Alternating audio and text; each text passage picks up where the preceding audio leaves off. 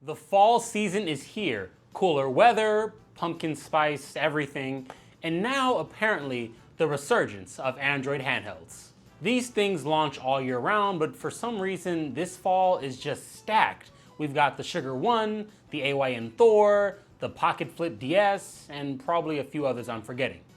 I'm always excited to see fresh hardware hit the scene, but I've noticed something. The prices have been creeping up, and honestly, I don't mind paying for more if I'm actually getting more value out of these devices. And here's where it gets interesting though.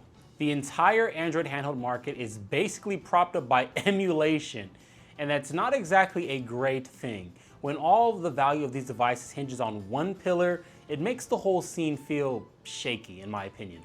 Especially when you factor in how fragile that pillar is. Google has been tightening restrictions on sideloading, and emulation itself is still a hotly contested issue depending on where you look. So if emulation ever takes a hit, the foundation of this whole market gets exposed in a very big way. Now, don't get me wrong, I love emulation. That's why I have over 14 terabytes of legally obtained ROMs. Gotta do my part for game preservation. But let's be real, sidestepping whatever gray feelings folks may have, the power inside these devices is barely being touched. It's rare to see a native Android game that really takes advantage of the horsepower on tap. I mean, I'm doing my part with my own projects, but I'm just one guy. What I really want to see is software that pushes these handhelds to their absolute limit. Something that shows us how far the platform can scale. And that's why today I want to talk about the next frontier, PC emulation on Android handhelds.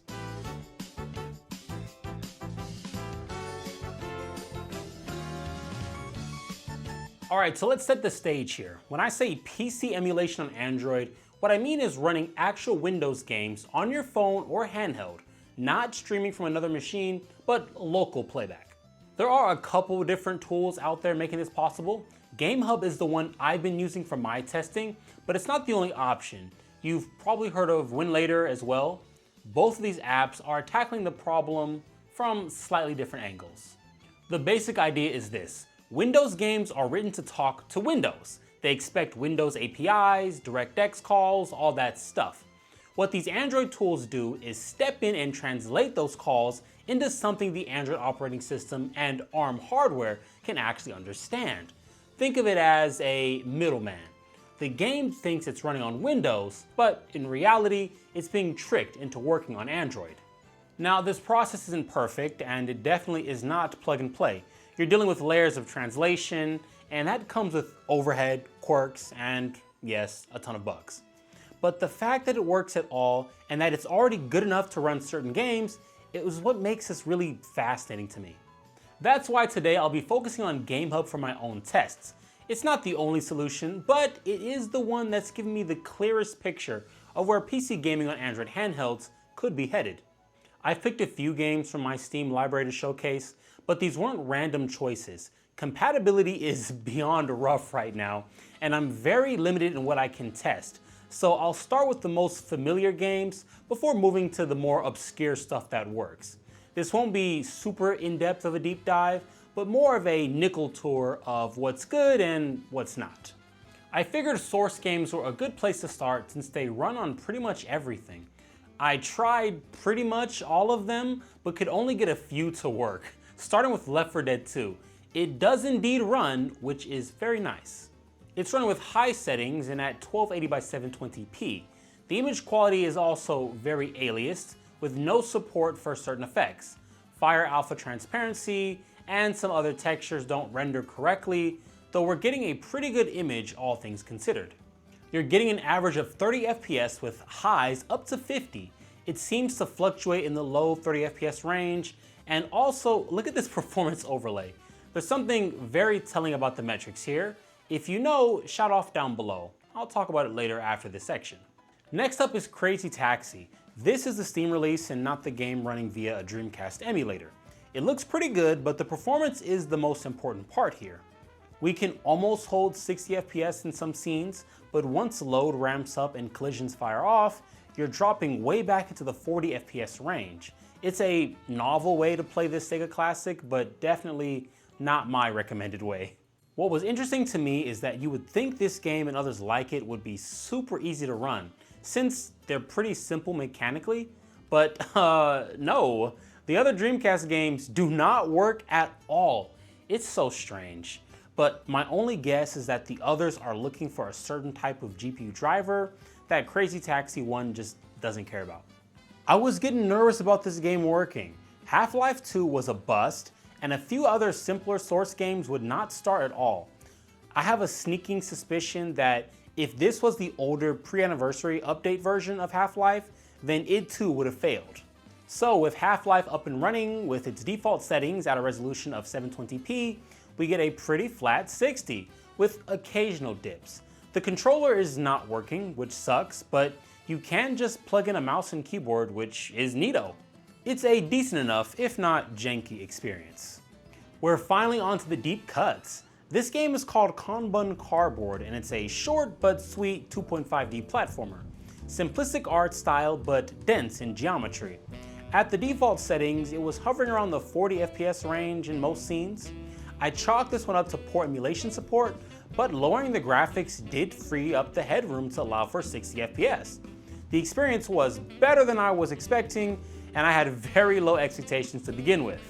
This last section is where things got really interesting for me. I fired up a handful of games that ran without any tweaking whatsoever. And the funny part is that they all had one thing in common: Unity. Not the sentiment, the game engine. These were mostly smaller indie titles, but across the board, Unity games just seemed to boot up and behave in a way that nothing else did, and that honestly got me very curious. Now, I'm not gonna pretend that I have the definitive answer, but here's what seems to be going on. Unity as an engine tends to rely on standardized cross-platform frameworks under the hood, things like Mono or IL2 CPP, which are already built with multiple targets in mind: Windows, Linux, Android, iOS, and so on. So when a compatibility layer like GameHub or Winlator steps in to translate the game for Android, it's working with something that's already kind of portable by design. Now contrast that with Unreal Engine games. Unreal often digs deeper into system-level dependencies, custom DirectX implementations, heavier reliance on Windows-specific drivers, and more complex shaders. All of that which makes translation much tougher. Now that would explain why in my tests, not a single Unreal Engine title even made it past the loading screen. So my working theory? I'm guessing Unity executables are a little bit more modular, a little less tied down to Windows-only tech. Now, that doesn't mean that every Unity game will run perfectly, but it does mean the odds are better when you're running through an Android compatibility layer. And honestly, that gives me hope, because if even a slice of the PC library, in this case a ton of indies built in Unity, can run relatively smoothly on Android handhelds, then this whole idea isn't just wishful thinking, it's proof that the foundation is there. So that's where I'll leave it for now. I'd say this sample of games today proved that PC gaming on Android isn't just a wild idea, it's already happening, even if only in small pockets. And if a handful of AAAs and indies can run today with little to no tweaking, imagine what's possible if real money, real manpower, and real engineering get poured into this space. Valve experimenting with ARM support for SteamOS is exciting, but it also highlights a massive missed opportunity for bigger players to step up. Valve moving Steam to ARM is one thing, but in my opinion, it's not enough. Qualcomm in particular should be leading the charge here. They're already pushing Snapdragon chips into Android phones and Windows laptops, and this is the perfect way to showcase their hardware. They don't even need to reinvent the wheel. Just back the teams that are already doing the work. Fund GameHub. Back them with cartoonishly large bags of money. Provide better documentation, staff, and resources to make sure GameHub is perfectly tuned for Snapdragon devices. If Qualcomm took that initiative, it wouldn't just be a win for enthusiasts. It could be a huge selling point for Android phones and handhelds alike. Because this isn't about a marginal bump in performance or just another emulator update. This is a potential paradigm shift in what these devices truly are, from emulation boxes to a more pure hybrid handheld device. I'm reminded of a quote by Steve Case, who once said, "You're not just trying to do something marginally, incrementally better. You're doing something that is a fundamental paradigm shift that will have exponential impact. That means it's harder to do, but ultimately, if it's successful, the impact it has is far greater. And that's exactly how I see PC gaming on Android handhelds. It's harder to do, but if it works, the payoff is massive. But what do you guys think? Would you actually use something like GameHub or Winlator to run your Steam library on an Android handheld? Or do you think this is still too messy compared to cloud streaming or just buying a Steam Deck?